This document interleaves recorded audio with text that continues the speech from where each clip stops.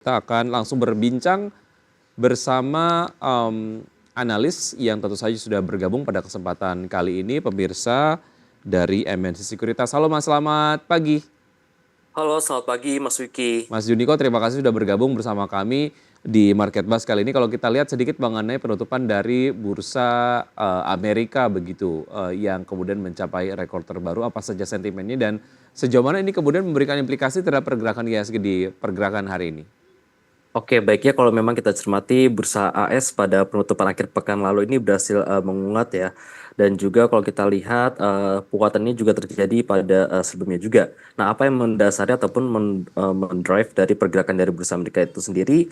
Yang pertama, kalau kita lihat pada minggu kemarin ini ada rilis sejumlah data pasar ketenagakerjaan, di mana kalau kita lihat unemployment rate-nya ini naik ya menjadi 4,1%, sehingga hal tersebut ini turut menekan dari yield US Treasury yang akhirnya bullish untuk saham. Sementara itu juga kalau kita lihat non-farm payrolls-nya ini juga tercatat turun ya dibandingkan dengan bulan sebelumnya, yaitu pada bulan kemarin itu tercatat sebesar 206.000. Sehingga penurunan non-farm payrolls ini dapat menjadi suatu katalis ataupun harapan untuk ekspektasi rate cut the Fed dapat terlaksana pada tahun ini, setidaknya walaupun hanya satu kali.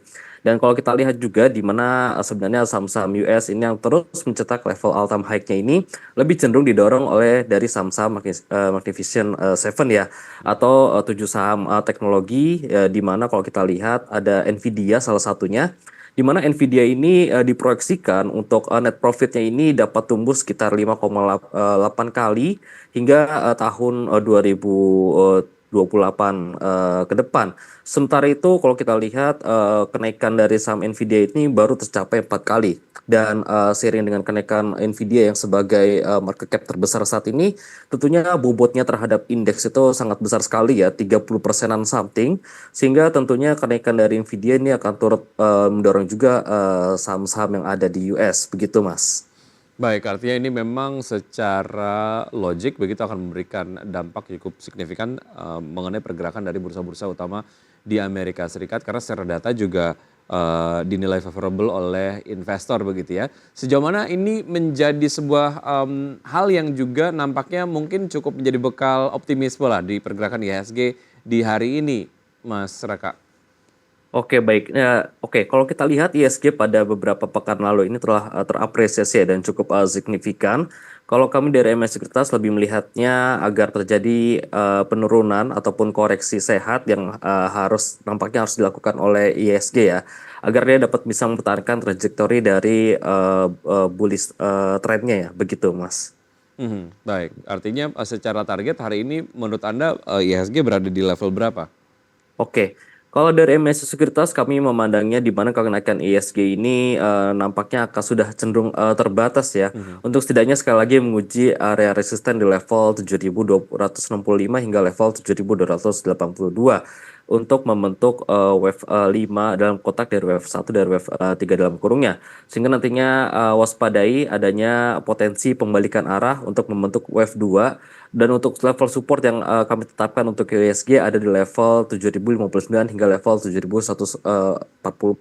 Kami tidak melihat adanya potensi untuk pelemahan USG dapat berlanjut ke bawah level 7.000 setidaknya. Begitu Mas. Baik, artinya tidak ada potensi untuk IHSG akan melemah di bawah level 7.000. Tadi level resesinya Anda juga sudah sampaikan.